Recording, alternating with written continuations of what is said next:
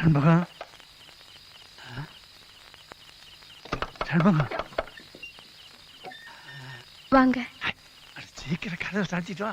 சாத்து கதவை. என்ன சண்முகம் இந்த மாதிரி பண்ணிட்ட? நான் தான் வரேன்னு சொல்லி ஆளை அனுப்பிச்சிடல, நீ ஏன் அதுக்குள்ள கதவை சாத்திட்டு நிக்கிற? நான் வந்து லொட்டு லொட்டுன்னு கதவை தட்டணும், ஊருக்குள்ள இருந்து 4 பேர் பார்க்கணும், என் மானம் போகணும். இந்த நாயுடு எவ்வளவு மானத்தோட வாழ்றான்னு ஊருக்குள்ள எவ்வளவு நல்லா பேசுறாங்க தெரியுமா? இந்த மாதிரி ஏதாவது சொன்னா உடனே கோச்சுக்குய. கொஞ்சம் தண்ணி கொண்டா.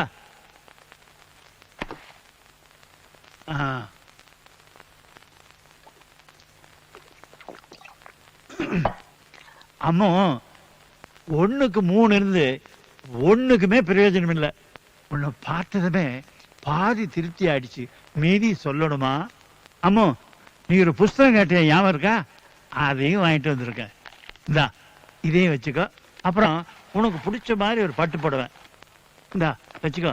அப்புறம் நீ கேட்காமலே நான் ஒண்ணு வாங்கிட்டு வந்திருக்கேன். என்ன தெரியுமா? என் வீட்டுக்கு ஏத்தாப்புல ஒரு புதுசா ஒரு ஸ்வீட் கடை திறந்துருக்கான். சும்மா பாதாம் எல்லாம் அப்படி அழகா போடுறான். சாப்பிட்டு பாரு, ரொம்ப பிரமாதமா இருக்கு. சாப்பிட்டு பாரு, ரொம்ப நல்லா இருக்கும்.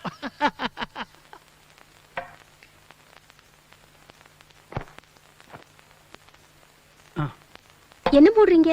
புதுசா ஒரு மோதிரம் வாங்கினல, சாமி படம் வச்சு, அதைத்தான் மூடி வைக்கிறேன். நம்ம பண்ற தப்ப அந்த சாமி பாத்திர கூடாதுல்ல? நம்ம கடவுளுக்கு அவ்வளவுதான் சக்தி போல இருக்கு. துணியை போட்டு மூடிட்டா கண்ணு தெரியாது. ஐயோ, சாமி பத்தி அப்படி எல்லாம் தப்பா சொல்லக்கூடாதுமா. உனக்கு ஒண்ணும் தெரியாது, நீ சின்ன பொண்ணு. உட்காரு. பேசல ஒரு புஸ்தகம் வாங்கிட்டு வந்திருக்கேன், அனுபவிக்கிறதுக்கு 60 முத்தங்கள். இது ஒரு முக்கியமான விஷயம் என்ன தெரியுமா? இட்டாலியில் முத்தம் கொடுக்கும் போது மாத்திரம் ரொம்ப ஜாக்கிரதையா இருக்கணுமா. எப்படி?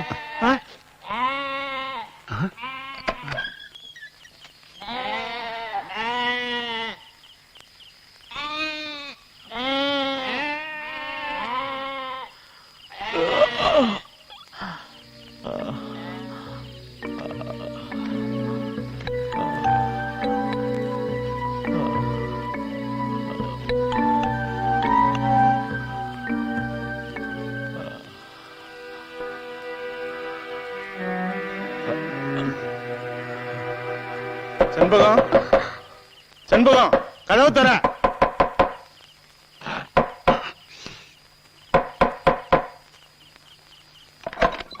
இந்த மாசம் தான் மாமல் கொடுத்தாச்சுல்ல, இன்னும் என்னையா? நான் அதுக்காக வரல, ஒரு வேட்டைக்கு வந்திருக்கேன். இந்த தமிழரசன் பையன் மட்டும் எனக்கு கிடைச்சான்னா அப்படியே ஒரே அமுக்கு. அப்புறம் எனக்கு கிடைக்கிற அவார்டு என்ன, ரிவார்டு என்ன? நாயுடு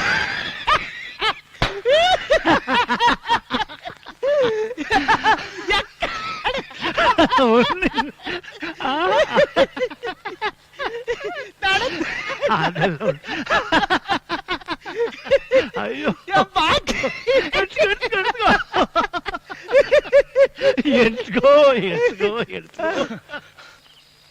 இந்த பாருமா, தமிழரசன் இங்கதான் எங்கேயோ சுத்திக்கிட்டு இருக்கானா. அவனை பாத்தீங்கன்னா டக்குன்னு என்கிட்ட சொல்லிடு. 50,000 ரூபாய் பரிசு கொடுக்கறாங்களாம். ஆளுக்கு பாதியா பிரிச்சு எடுத்துக்கிறோம். என்ன ஜாக்கிரதை. நேரமே சரியில்லை. மீண்டும் தலைப்புச் செய்திகள். கோவில்பட்டி தொகுதி எம்எல்ஏ சண்முகத்தை தாக்கிவிட்டு பல லட்சங்களை கொள்ளையடித்து தீவிரவாதி தமிழரசன் தலைமறைவாகி விட்டதாக போலீஸ் செய்தி கூறுகிறது. பாரத பிரதமர் வெளிநாட்டு சுற்றுப்பயணத்தை முடித்துவிட்டு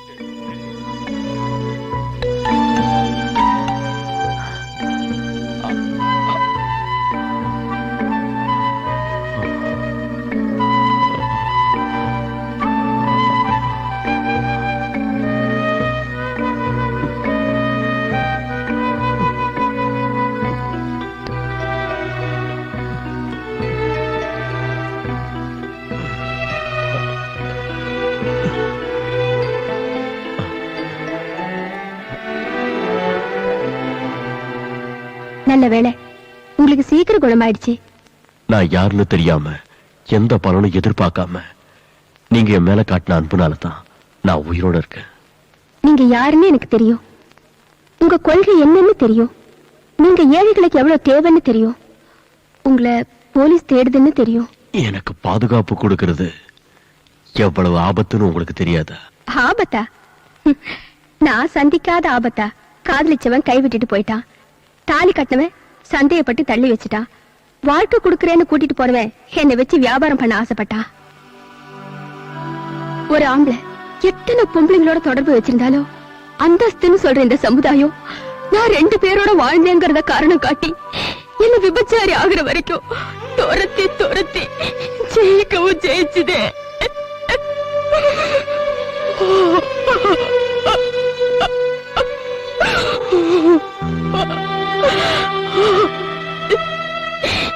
நான் தூக்கிறதுக்கு பசியும் ஒருமையும் ஒரு காரணம் ஆயிடுச்சு.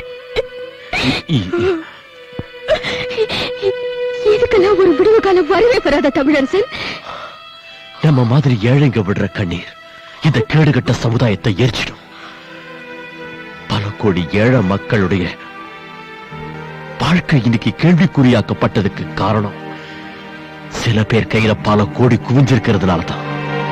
இந்த இதயமே இல்லாத அயோக்கியன்களை, வர்க்க எதிரிகளை இல்லாம பண்ணிட்டா எல்லாருக்கும் எல்லாம கிடைக்கும், இல்லாம ஒழியும், அடிமத்தனம் அழியும், ஏழை பணக்கார இல்லாத ஒரு சமமான சமுதாயம் உருவாகும். அந்த கடமையை தான் நானும் என் தோழர்களும் செஞ்சுக்கிட்டு இருக்கோம். உங்களுக்கும் உங்க இயக்கத்துக்கும் என் உயிரை கொடுக்கவும் நான் தயாரா இருக்கேன். ரொம்ப சந்தோஷமா இருக்கு. எனக்கு தோழர்கள் தான் இருக்காங்க. இப்போ ஒரு தோழி கிடைச்சிருக்கீங்க. விடிய ஆரம்பிச்சிருச்சு. எனக்கு நிறைய கடமைகள் காத்துட்டு இருக்கு. நான் புறப்படுறேன். இனிமே நான் இங்க இருந்தேன்னா எனக்கு ஆபத்து, உங்களுக்கு ஆபத்து. நீங்க கொண்டு வந்த பணம் இதுல இருக்கு. சரி, நான் வரேன். திரும்பவும் எப்போ வருவீங்க? உயிரோட இருந்தேன்னா நிச்சயமா வருவேன்.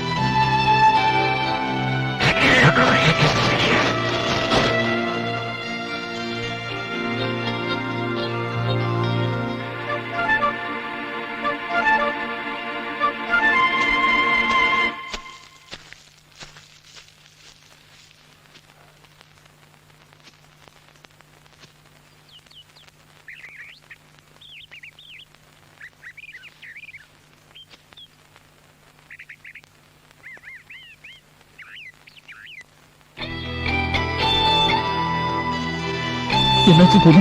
2 நாள் உனக்கு காணல ஒண்ணு பயந்துட்டு இருந்தேனே. சத்தியம் பண்ண போய் சத்தியம். உன்ன எனக்கு தெரியாதுன்னு, உனக்கு எனக்கும் எந்த சம்பந்தமும் இல்லைன்னு. சாமி, எங்களை இந்த மரமாவது படிச்சிருக்க கூடாதா? இல்ல பறவைகளாவது படிச்சிருக்க கூடாதா?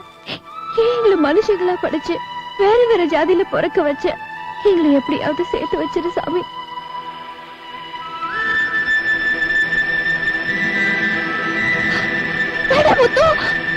ஐயோ,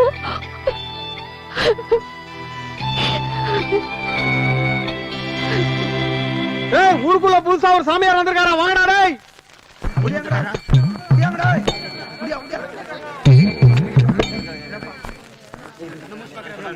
கோயில்பட்டி ஜனங்களே, நீங்க ரொம்ப புண்ணியம் செஞ்சவங்க. சக்தியோடைய அவதாரம். பிச்சாசுரனை வதம் பண்ணிட்டு இங்கதான் வந்து சாந்தி அடைஞ்சா. அவளை பிரதிஷ்டை பண்றதுக்காகவும் அவளுக்கு கோயில் கட்டவும் தான் என்ன அவளே கூப்பிட்டு அனுப்பியிருக்கா. இந்த பூ விழற இடத்துல யாராவது 2 பேர் வந்து தோண்டிங்கன்னா காட்சி தருவா. அந்த ஆச்சரியத்தையும் அந்த மகோன்னதமான காட்சியையும் நீங்க எல்லாரும் பார்க்க போறீங்க. ஓம். அந்த இடம்தான்.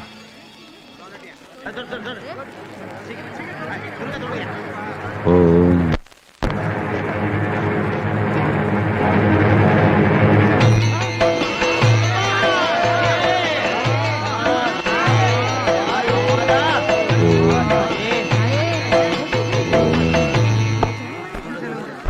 நான் சாமியார் இல்லை. உங்க எல்லாரையும் கொஞ்ச நேரம் ஏமாத்துறதுக்காக தயவு செஞ்சு என்ன மன்னிச்சிடுங்க.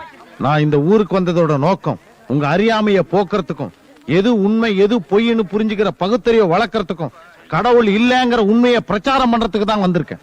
இப்போ எடுத்தமே இந்த சிலை, இது 200 ரூபாய் கொடுத்து நேத்து நான் வாங்கினது. அதுக்கு வச்ச பேரும் சொன்ன கதையும் என்னுடைய சொந்த கற்பனை கதை. இப்படித்தான் நம்ம நாட்டுல பல புராணங்களும் கோயில்களும் கடவுள்களும் உருவாச்சு. எப்படி இந்த சிலைக்கு எந்த சக்தியும் இல்லையோ அதே மாதிரிதான் கோயில்ல இருக்கிற எந்த சிலையிலையும் சக்தியே இல்லை. நம்ம நாட்டுலதான் படிப்புக்கு ஒரு கடவுள், பணத்துக்கு ஒரு கடவுள் இருக்கு. ஆனா பணம் இல்லாத ஏழைகள் அதிகமா இருக்கிறதோ நம்ம நாட்டுலதான், படிப்பில்லாத பாமரர்கள் அதிகமா இருக்கிறதோ நம்ம நாட்டுலதான். படிப்புக்கோ பணத்துக்கோ கடவுளே இல்லாத மேலை நாடுகள் பணத்திலையும் படிப்புலயும் முன்னேறிக்கிட்டே இருக்கே. ஏன்னா அப்படி ஒரு கடவுள்களே இல்ல. கடவுள்கள் வாழறதா சொல்ற கோயில்கள் பெரிய பெரிய பூட்டுகளால பூட்டப்படுது.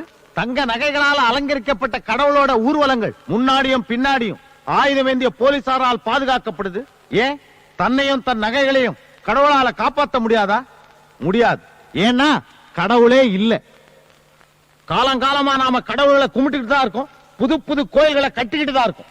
ஆனாலும் கோடிக்கணக்கான ஏழைங்க அடிப்படை வசதி கூட கிடைக்காம குடிசையிலே பரம்பரையா வாழ்ந்துகிட்டு இருக்குமே. ஏன்னா கடவுளே இல்ல. கோபப்படாம ஆத்திரப்படாம நான் சொல்றதை கேட்டு யோசித்து பாத்தீங்கன்னா அந்த உண்மை உங்களுக்கே புரியும். இதுக்கு வரலாற்றிலிருந்தே ஒரு உதாரணம் சொல்றேன். சாணக்கியன் ஒரு மதியுக மந்திரி இருந்தான்னு உங்க எல்லாருக்கும் தெரியும். அவன் தம் மன்னனுக்காக ஆலோசனை சொல்றதுக்காக அர்த்த சாஸ்திரம்னு ஒரு புஸ்தகம் எழுதுறான். அதுல சொல்றான், மன்னா உங்க கஜானா காலி ஆயிட்டா புது புது கடவுளை உருவாக்கு, அந்த கடவுளுக்கு கோயில் கட்டணும்னு சொல்லு. மக்கள் தங்கிட்டு இருந்த பொன்னையும் பொருளையும் வாரி வாரி வழங்குவாங்க. அதுல கொஞ்சத்துல கோயிலை கட்டிட்டு மத்தத உன் கஜானாவை ரொப்புன்றான். அதுதான் அன்னைக்கு நடந்தது, இன்னைக்கும் தொடருது. இதை இப்படியே விட்டுட்டோம்னா புது புது கடவுள்களும் கோயில்களும் உருவாக்கிக்கிட்டு தான் இருப்பாங்க. அதை நம்பி நம்பி நம்ம வாழ்க்கை நிலையோ கீழே போய்கிட்டே தான் இருக்கும். நாமெல்லாம் ஒரே இனத்தை சேர்ந்தவங்க, ஒரே விதையின் மலர்கள்ங்கிறத மறந்துட்டு ஜாதி பேர்லயும் மதத்தின் பேர்லயும் ஒருத்தர் அடிச்சுக்கிட்டு ரத்த வெள்ளத்துல புரண்டுகிட்டு இருக்குமே. நாம எல்லாரும் ஒண்ணு சேர முடியாம நம்முடைய கைகள் எல்லாம் ஜாதிங்கிற பேரால தனித்தனியா கட்டப்பட்டு. நாம எல்லாம் ஒண்ணு சேரணும்னா ஜாதிகளை ஒழிக்கணும். ஜாதிகளை ஒழிக்கணும்னா ஜாதிக்கு மூலமா இருக்கிற மதங்களை ஒழிக்கணும். மதத்தை ஒழிக்கணும்னா மதத்துக்கு மூலமா இருக்கிற கடவுளை ஒழிக்கணும். நாம ஒண்ணு சேரத்துக்கு தடையா அந்த கடவுளே இருந்தாலும் சரி, அவனை தூக்கி எறியணும். கடவுள் இல்ல, நான் வாய்க்கு வந்தபடி பேசிக்கிட்டு இருக்கா, எல்லாரும் பாத்துக்கிட்டு இருக்கீங்களா? போய் அடுத்து சொல்லுங்க. இருங்கடா, நம்ம ஆளுங்க அவனை எதுவும் பண்ணாதீங்க. அவன் சாமியே இல்லன்னு சொல்லிக்கிட்டு இருக்கா, அவன் அடிக்கிறத ஏன்டா தடுக்கிற? நீ சரின்னா நான் தப்புன்னுவேன், நீ தப்புன்னா நான் சரின்னுவேன். அதான் அந்த வேலுசாமி. நீங்க போனா போறதுக்கோ உங்க மிரட்டலுக்கு அடி பணியறதுக்கோ நான் இங்க வரல. நான் இந்த ஊர்லயே தங்கி பகுத்தறிவு பிரச்சாரம் பண்றதுக்காகத்தான் அரசாங்க அனுமதி வாங்கிட்டு வந்திருக்கேன்.